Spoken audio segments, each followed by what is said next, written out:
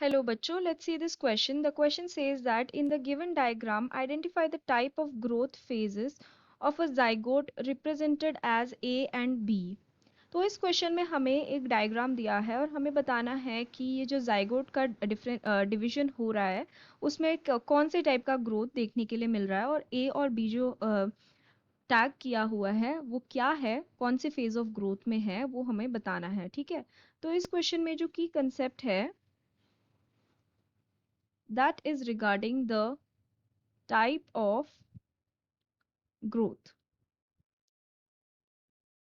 तो अगर हम डायग्राम में देखें सबसे पहले, तो डायग्राम में देखो जाइगोट में दो सेल्स हैं। ठीक है, एक ये वाला एक ये वाला।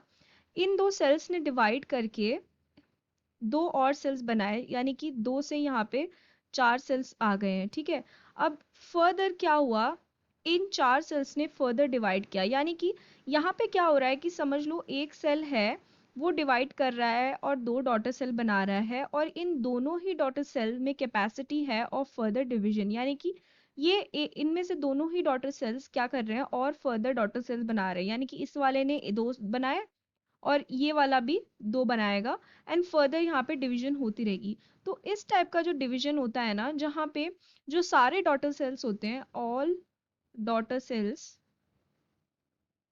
Daughter cells retain the capacity retain the capacity of division, इस टाइप के डिवीजन को हम बोलते हैं, या इस टाइप के ग्रोथ को हम क्या बोलते हैं, इस टाइप के ग्रोथ को बोलते हैं ज्योमेट्रिक ग्रोथ।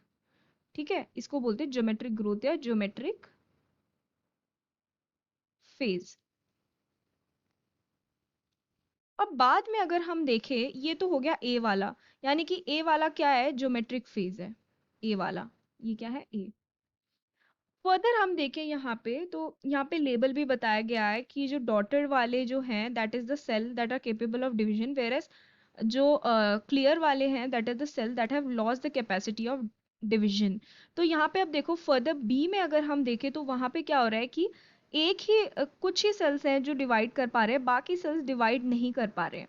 तो ऐसे टाइप का डिवीजन जिसमें एक डॉटर सेल प्रोड्यूस करता है, सॉरी एक सेल जो है वो दो डॉटर सेल प्रोड्यूस करता है, लेकिन उसमें से सिर्फ एक ही डॉटर सेल फर्दर डिवाइड कर पाता है एंड दूसरा वाला जो डॉटर सेल होता है वो मेच्योर हो जाता है, यानी कि दे differentiate and mature.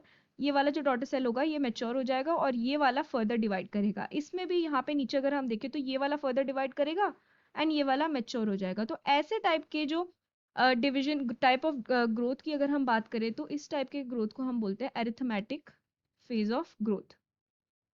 Arithmetic phase of growth, okay.